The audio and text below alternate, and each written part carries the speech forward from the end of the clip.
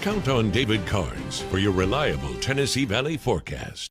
We have left the 3+U studio this morning and headed over to the East Brainerd area of town, paying a visit with Alicia Landis. She is the executive director of the Lantern here in Hamilton County. Good to see you this morning. Good to see you too. I paused for a minute because I almost was going to reference one in particular. The truth is there are 4 Lantern locations. The one closest to us now on Shallowford, your newest one. Absolutely, there are 4, and they're spread out enough to where we can be a resource to the whole surrounding communities, not just Chattanooga, but the surrounding region as well. The resource is what you're wanting to be. You and I were talking, and you realize that when you have a dementia diagnosis, it kind of takes a journey. Yes. So people at the very initial onset, I'm sure, come to you with a lot of questions. That's true. The journey's hard, even from the beginning, and so the Lantern at Morning Pointe wants to be a resource to families. And if it's not time for them to move in yet, we still want to be a resource. We have caregiver support groups and other things that we can help them with on their journey already. Reflective.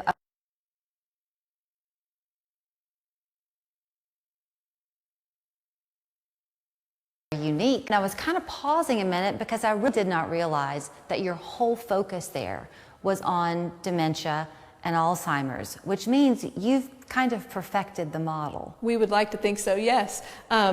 We have signature programs in place that our goal is to be purposeful and intentional in everything we do. And when it comes to memory care, that's very important. So we've developed signature programs at the Lantern that help the resident live their best life. Even with that diagnosis, even with as hard as it is, we want them to live their best life. So what that means is that, let's say you came in and you had, we'll make it standard, your mom had been diagnosed. You would talk extensively with the family to find out who their mom is.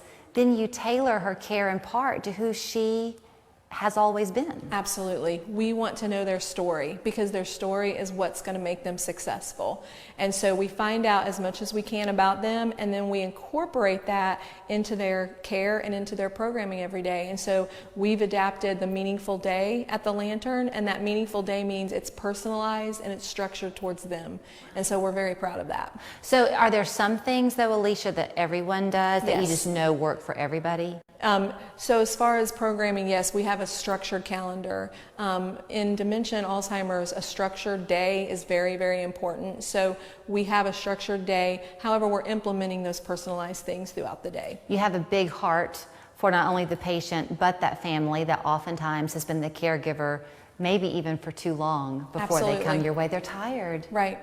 And so that's where our caregiver support groups come in. Even if a family member doesn't move their family in right at first, we still want them to attend the caregiver support groups, because in that caregiver support group, they're seeing that they're not alone in their journey. They're meeting other people just like them that are going through the same things, and they're realizing, I'm not alone in this. I can do this. And so when they finally bring mom to live with us, they're able to be that daughter again instead of that caregiver, that tired caregiver that they are. They're able to come see mom on a daily basis as her daughter. And when that happens, that's so wonderful to see. Does the conversation kind of evolve often where at first people come and they talk to you and they're thinking about it, but they have a hard time pulling the trigger, so to speak, because they feel almost guilty? Well, sure. Caregiver guilt is a huge thing, and we have to get past that, though, and not feel shame for that. We all want to take care of our loved ones ourselves, but there's no shame in asking for help.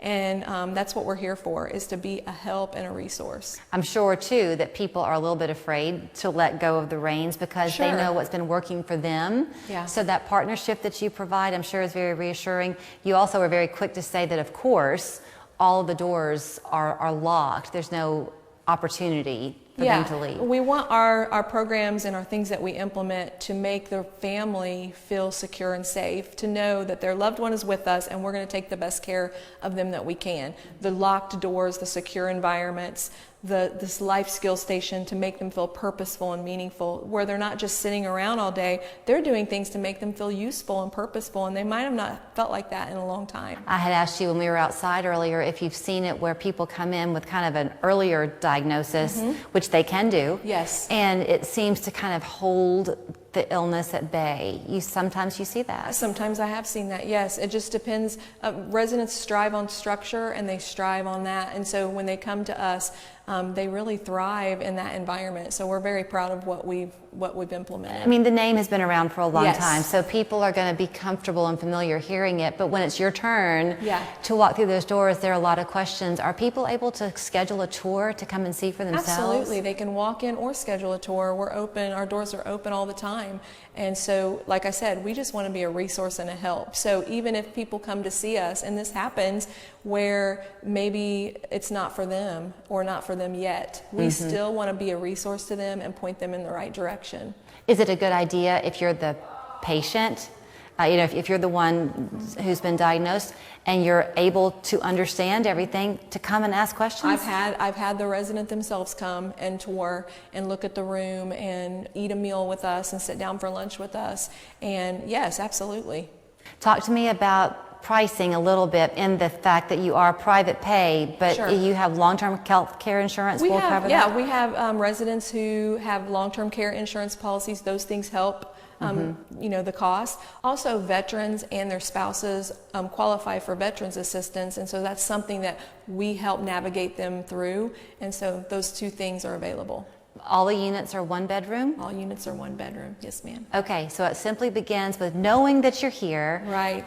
Before I let you run, you've got the one that just opened here in East Brainerd that you call a freestanding unit, right? Yes, on Shallowford Road, yes.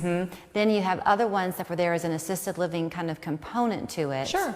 So they can simply call and see which one might be the better choice. Absolutely, absolutely. They can visit our website anytime and it'll point them in the right direction. Well, I think it's very amazing. I really think that the individual care plan that you provide Yes. is very unique. Yes, thank you so much. Thanks for your time this Thanks morning. for having me. The phone number there on your screen for you to call and see about scheduling a visit at the Lantern at Morning Pointe. Thanks again for your time. I'm going to tell you a secret since we're in the car alone. I have been to Sonic in my pajamas. Have you? Same. Oh, thank God. I knew, of course. That's why we're Probably friends. without a bra on. Oh, definitely without a bra on. Yeah. Sonic Crave Cheeseburger. I never wear a bra when I drop the kids off at school. If you're disabled, don't go through the Social Security disability process alone. Whatever your disability, we can help you. The attorneys at